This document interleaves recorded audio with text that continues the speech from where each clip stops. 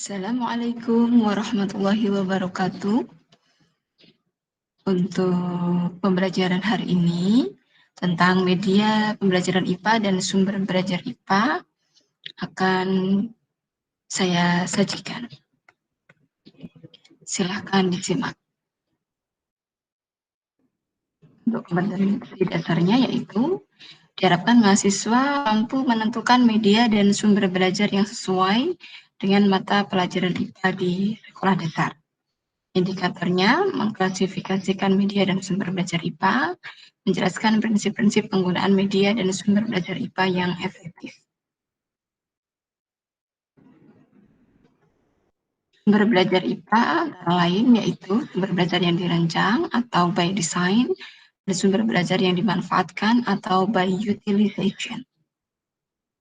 Sumber belajar yang dirancang secara khusus dikembangkan sebagai komponen sistem instruksional dalam rangka mempermudah tindak pembelajaran secara formal untuk mencapai tujuan pendidikan.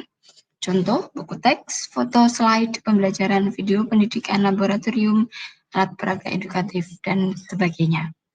Sumber belajar yang dimanfaatkan tidak secara khusus dipersiapkan untuk keperluan instruksional, tetapi telah tersedia atau dapat diperoleh karena memang sudah ada di alam dan di lingkungan sekitar, serta dapat digunakan untuk kepentingan belajar dan pembelajaran dalam mencapai tujuan pendidikan. Contoh, pasar, toko, museum, kantor pos, tempat ibadah, posyandu, narasumber, taman, sawah, dan lain sebagainya. Untuk media pembelajaran, yaitu sarana komunikasi dalam proses belajar mengajar yang berupa perangkat keras maupun perangkat lunak untuk mencapai tujuan pembelajaran secara efektif dan efisien.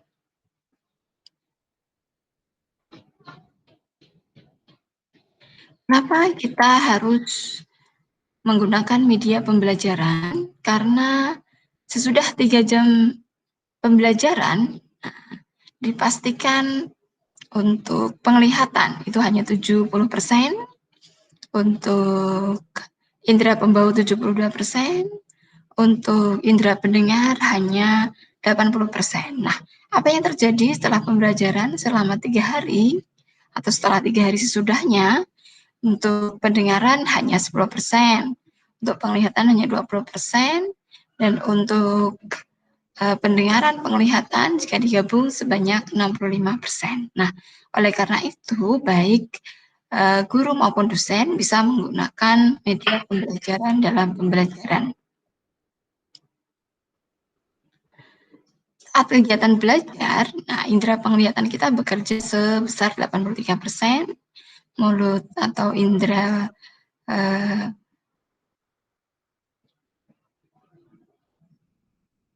mulut sebesar 1%, kemudian indera pendengar 11%, indera pembau sebesar 3,5%, indera peraba sebesar 1,5%. Nah, oleh karena itu, kita harus memanfaatkan media pembelajaran. Ini perbedaannya. Untuk sumber belajar, segala sesuatu yang dapat digunakan sebagai sumber informasi pembelajaran, media pembelajaran, yaitu sebagai sarana atau perantara komunikasi, dan alat peraga, yaitu alat visualisasi terhadap konsep tertentu.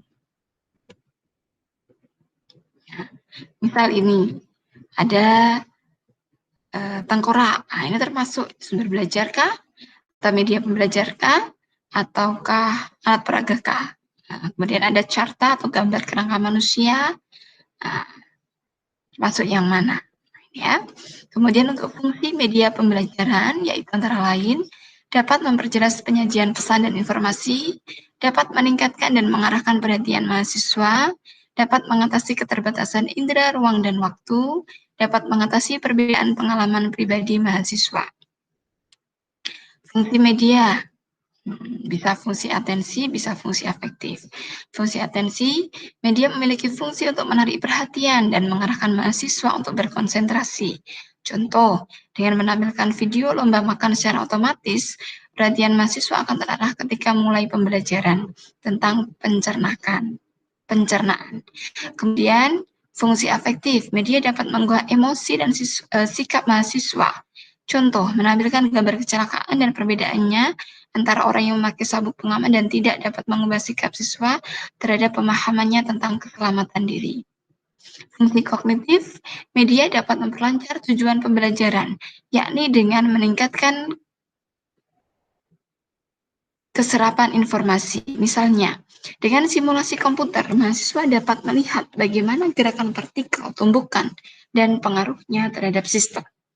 Fungsi kompensatoris membantu mahasiswa yang lemah dalam menangkap informasi, mengorganisasi informasi, dan memahami sesuatu yang abstrak. Misalnya alat peraga atau model mahasiswa lebih mudah mempelajari konsep fisika. Berikutnya, manfaat media yaitu penyampaian materi pembelajaran menjadi lebih baku, sehingga setiap mahasiswa mendapatkan pesan yang sama, pembelajaran menjadi lebih menarik, interaktif, lama pembelajaran dapat dipersingkat, daya serap mahasiswa terhadap materi dapat ditingkatkan, pembelajaran dapat diberikan kapan saja, tidak terikat waktu, kemudian beban guru atau dosen dalam pembelajaran dapat dikurangi. Klasifikasi media antara lain yaitu media asli dan tiruan, media grafis, media bentuk papan, media yang disorot, media yang dapat didengar, media pandang dengar, media cetak, media berbasis komputer. Ada lagi klasifikasi media pembelajaran, yaitu media yang tidak diproyeksi, media yang diproyeksi, audio, multimedia berbasis komputer, atau multimedia.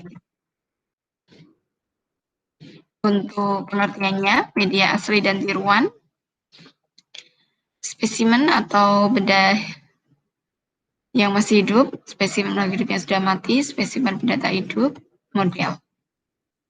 Nah, ini ya contohnya, awetan bintang laut, kemudian mengamati perilaku kera di kebun binatang. Spesimen yang makhluk hidup yang masih hidup ada di akuarium, ada di kebun percobaan. Nah, ini ada awetan, herbarium, rangka ikan, taksidermi, ada yang tak hidup, mesin mobil, kateter jantung, lumpur lapindo, gunung Semeru. Nah, model jaringan tumbuhan, model sel, model struktur otak dalam tengkorak, model peredaran darah.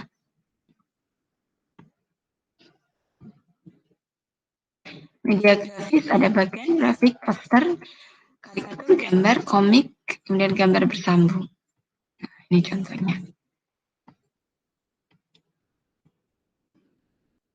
Media bentuk papan, papan tulis, papan tempel, papan flanel, papan pameran, papan magnet, papan demonstrasi, papan baku.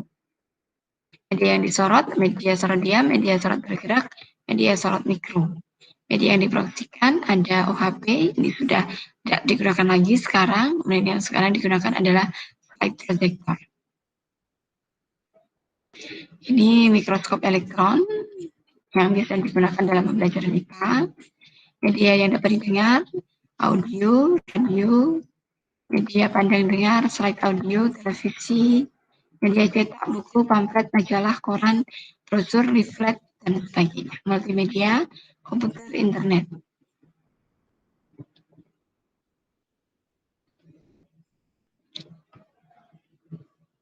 Bagaimana memilih dan menentukan media yang tepat? Nah, ini ya, yaitu sesuaikan dengan tujuan atau kompetensi yang akan dicapai, tepat gunaannya sesuaikan dengan keadaan dan karakteristik mahasiswa atau siswa, ketersediaannya di kelas ataupun di laboratorium, mutu teknis, dan biayanya. Faktor dalam pemilihan dan pemanfaatan media, tujuan pembelajaran yang akan dicapai, karakteristik mahasiswa, kondisi yang ada, materi perkuliahan. Kriterianya sesuai dengan tujuan pembelajaran yang dicapai, tepat untuk menyampaikan materi, praktis dan luas, guru atau dosen terampil dalam memanfaatkan media sesuai dengan jumlah siswa atau mahasiswa, memiliki mutu yang tinggi. Untuk latihannya dan tugasnya, silakan pilih salah satu kompetensi dasar di dalam silabus, kemudian tetapkan media yang diperlukan, dan jika perlu dan jika bisa dikembangkan. Nah, caranya bisa melalui analisis SK dan KD terlebih dahulu, yaitu dengan menganalisis kompetensi dasar yang dipilih, indikatornya apa, materinya apa, kegiatan belajarnya bagaimana, sumber belajar atau media yang digunakan apa. Demikian materi dari kami. Semoga bermanfaat. Khairul kalam. Wassalamualaikum warahmatullahi wabarakatuh.